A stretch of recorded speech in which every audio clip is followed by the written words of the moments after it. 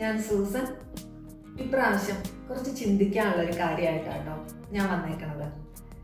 പല പാരൻസിൻ്റെയും കംപ്ലൈൻ്റ് ആണ് പിള്ളേർ ഗെയിംസിന് അഡിക്റ്റഡ് ആണെന്ന്.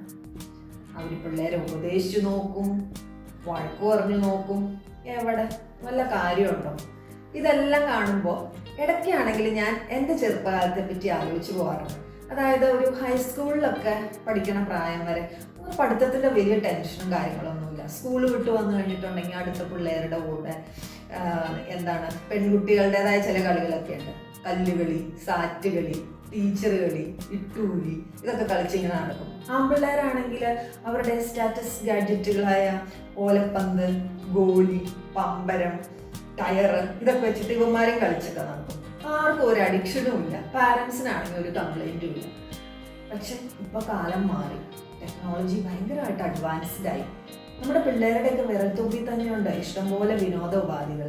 എന്നാലാണ് നമ്മൾ അവരെ വഴക്കും പറഞ്ഞുകൊണ്ട് നടക്കണം. പിള്ളേർ പറഞ്ഞാൽ കേൾക്കുമോ? നമ്മുടെ കാലത്ത് ഇതൊക്കെ ഉണ്ടായിരുന്നെങ്കിൽ നമ്മൾ ഇതൊക്കെ ചെയ്തേനെ അല്ലേ?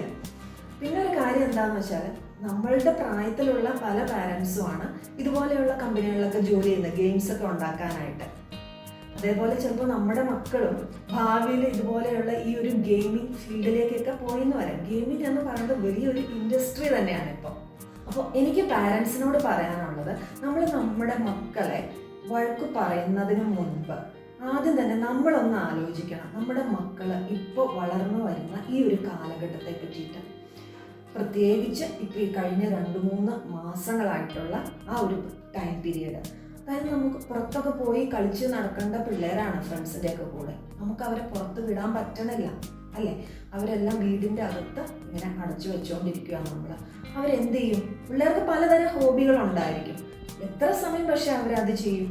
ഇടയ്ക്കൊന്നൊരു മുഷിപ്പ് വരുമ്പോൾ ഒന്ന് റിലാക്സ്ഡ് ആവാൻ വേണ്ടിയിട്ട് ഒന്ന് ഗെയിം കളിച്ചോട്ടെ എന്ന് നമ്മളോട് ചോദിക്കുമ്പോൾ നമ്മൾ അതിന് വീട്ടിൽ അനുവദിക്കണം എന്നാണ് എൻ്റെ പേഴ്സണലായിട്ടുള്ള അഭിപ്രായം. അങ്ങനെ അനുവദിച്ചു കൊടുക്കണമെന്ന് ഞാൻ പറയാനായിട്ട് എനിക്ക് കാരണങ്ങളുണ്ട്. ഉദാഹരണമായിട്ട് ഞങ്ങളുടെ വീടിൻ്റെ മുമ്പിൽ ഒരു റോഡുണ്ട് കേട്ടോ. ആ റോഡിൽ എന്നും ഞങ്ങൾ വൈകുന്നേരം നടക്കാനായിട്ട് പോകും.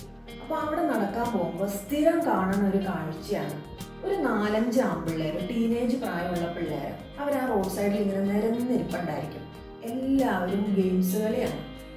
അപ്പോൾ നമ്മൾ നടക്കുമ്പോൾ അവരുടെ ഫോണിൽ നമുക്കിങ്ങനെ ഒച്ച കേൾക്കാം, ഡിഷും ഡിഷും എന്നൊക്കെ പറഞ്ഞുകൊണ്ട്. അപ്പോൾ ഞാനിത് കാണുമ്പോൾ ഞാൻ ആലോചിക്കാറുണ്ട്, ഈ പിള്ളേർ വീട്ടിൽ നിന്ന് എന്ത് പറഞ്ഞിട്ടായിരിക്കും ഇവിടെ വന്നിരിക്കുന്നത്?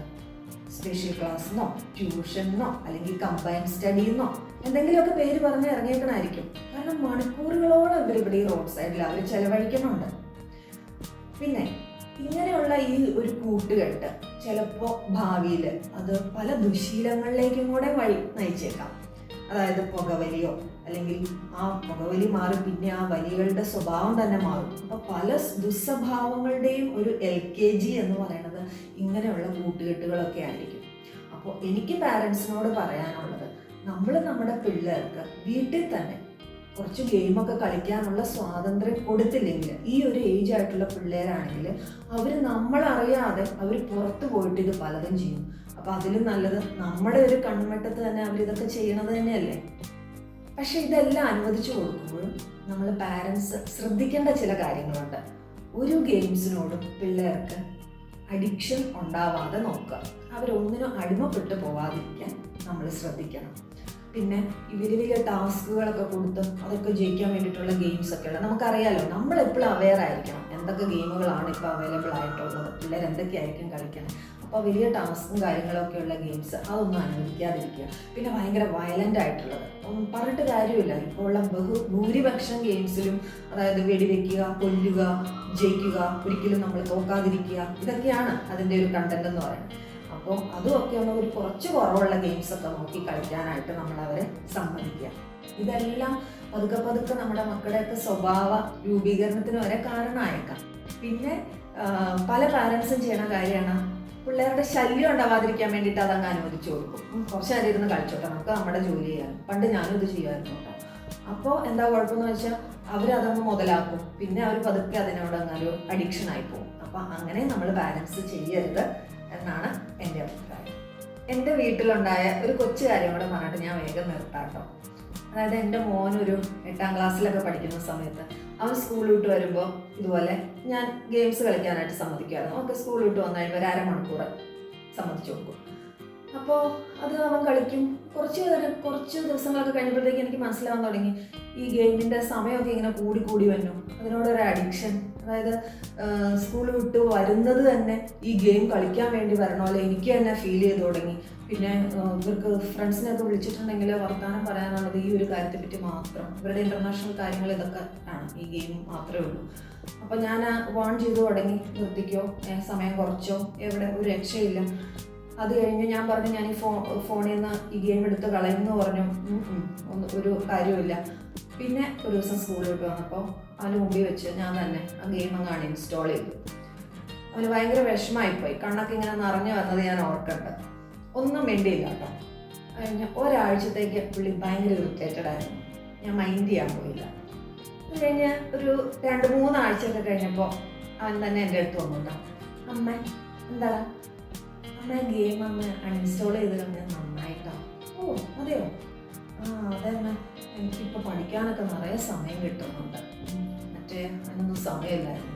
എനിക്ക് ഭയങ്കര സന്തോഷമായിട്ടാണ്. എന്തായാലും അവൻ ആ ഗെയിമിൻ്റെ പുറത്ത് വന്നപ്പോഴാണ് അത് കളിച്ചുകൊണ്ടിരുന്നപ്പോൾ ആ ഒരു ഭീകരതയെ പറ്റി അവന് തന്നെ റിയലൈസ് ചെയ്യാൻ പറ്റിയത്. പിന്നെ ഇപ്പോഴും ചെറിയ ഗെയിമുകളൊക്കെ കളിക്കും കേട്ടോ, ഞാൻ സമ്മതിച്ചു കൊടുക്കും. അതായത് ഒരു സമയം അനുവദിച്ചിട്ടുണ്ട്. അപ്പം ആ സമയം കൂടി പോയിട്ടുണ്ടെങ്കിൽ ഞാനിങ്ങനെ പ്രകടിച്ചിങ്ങനെ ഞോണ്ടി ഇറിറ്റേറ്റ് ചെയ്യാൻ തുടങ്ങും. അപ്പോൾ ഈ എൻ്റെ ഇറിറ്റേഷൻ സഹിക്കണേക്കാളും നല്ലത് ഗെയിം കളിക്കാതിരിക്കുകയാണല്ലോ എന്ന് ഓർത്തുകൊണ്ട് പുള്ളി കളി നിർത്തിക്കോളും. അപ്പോൾ പിള്ളേരെ, ഞാനിതൊക്കെ പറഞ്ഞു എന്നും പറഞ്ഞാൽ നിങ്ങൾ വീട്ടിൽ കൂടുതൽ സമയം ഇരുന്ന് ഗെയിമൊക്കെ കളിച്ച് പാരൻസിനെ ബുദ്ധിമുട്ടിക്കരുത്. അവർ വന്ന് എന്നെ പഞ്ഞിക്കിടാൻ ഇടയാക്കരുത് കേട്ടോ. അപ്പോൾ എല്ലാവരും നല്ല മക്കളായിട്ട് നല്ല കുട്ടികളായിട്ട് വളരുക, മിടുക്കന്മാരും മിടുക്കികളുമായിട്ടിരിക്കുക. ഓക്കെ, ഇനിയും അടുത്ത വീഡിയോയിൽ കാണാമെന്നുള്ള പ്രതീക്ഷയോടെ ബൈ.